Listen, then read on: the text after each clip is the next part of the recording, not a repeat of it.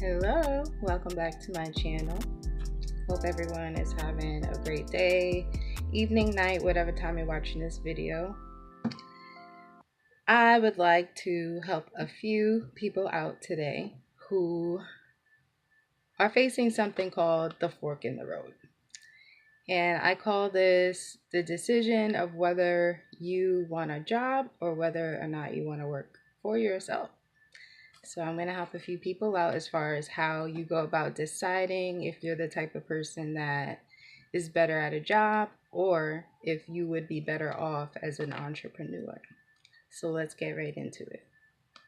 So one thing that kept happening to me at jobs is or was I kept being let go from certain positions, especially from things that were not really in my control. I feel like in certain jobs, I put my all into it and I really soaked up everything the company had to offer. And sometimes I didn't really connect with certain people there. I don't know if sometimes it was because I stayed to myself sometimes or I didn't really get involved socially that much. I just kind of did my job.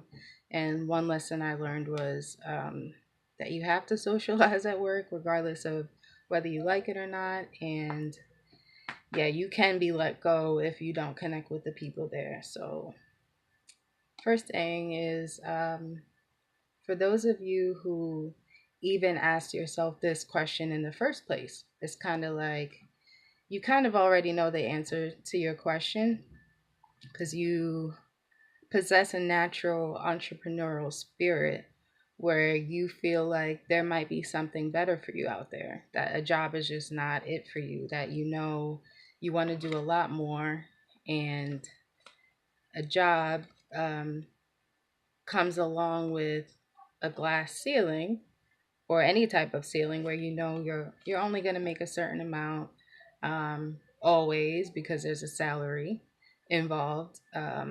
So when you work for yourself, you definitely have the option of making however much you want to make. So if you're already kind of questioning if you should, I feel like you should look more into it and definitely explore working for yourself. Um, it takes a lot of self development to work for yourself. It takes a lot of discipline and even sometimes more so at a job because there's no one there to tell you what to do or um, give you directions as to how you should conduct your business. It's all up to you. You are the leader, you are the manager, you are the CEO of your own business. So that's definitely the big difference between a job and working for yourself. So I guess what ended up happening to me is I kept getting in this cycle of getting fired and doing the best that I could. Never nasty with anyone. I always, even if I didn't like someone, I treated them the same because I feel like it's a work environment and you shouldn't take how you naturally feel out on people because you're not there for that. And I definitely wasn't there to be in any type of gossip or any problem that was not job related. I wasn't there for that. But so yeah, I pretty much became the master of getting fired.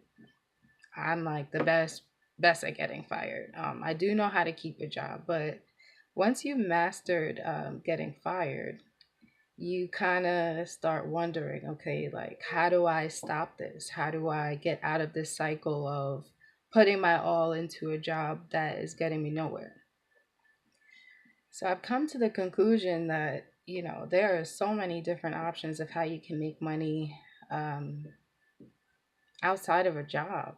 It's so crazy. Like we live in an age where technology is pretty much almost ruling the world. We use our phones every single day. Nowadays, you can conduct business from your phone. You can do voice chats. There's so many different ways where you don't have to actually physically be out at a job anymore because we have so many options to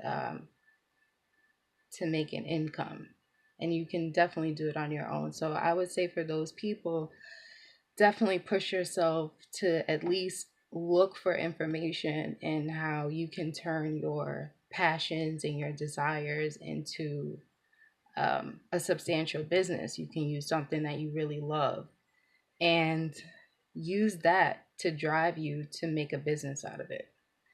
And if you're scared, that comes naturally because there is no risk without any reward. You have to be willing to take a risk. So, another thing that I realized is it doesn't feel good to be fired, um, especially when you have good intentions. That's another thing. So, emotionally, I also got tired of other people making me feel a certain type of way that I didn't want myself to feel. And I went in every day trying to be happy, and it seems like even some places, if you're too happy at a job, then people are like, "Oh my God, like what's wrong with you? Why is this person always smiling every day? Like there's something wrong with you. You can't be happy all the time." But it is what it is. There's not really much I could do about that. But one thing that I could do was I could come up with a plan where I can work for myself. I don't have to worry about other people making me feel any kind of way. If I don't like something in the business, I can change it. There's so many options as in regard to my freedom as far as how I want to make money. And also, I feel like the more you go into your passions and the more you dig into your desires, you start to realize that what you're really doing at the end of the day is you're helping other people because your story always helps someone else who might be going through the same thing. So I really like to share that message because people have shared that message with me over the years and it's helped me. It's really helped me to develop the courage to develop myself to even go forward with building my own business. And one thing I can say is I don't regret it. I don't make much money right now, but I don't regret it. I feel like there's so much freedom that comes along with just owning the fact that you are an entrepreneur.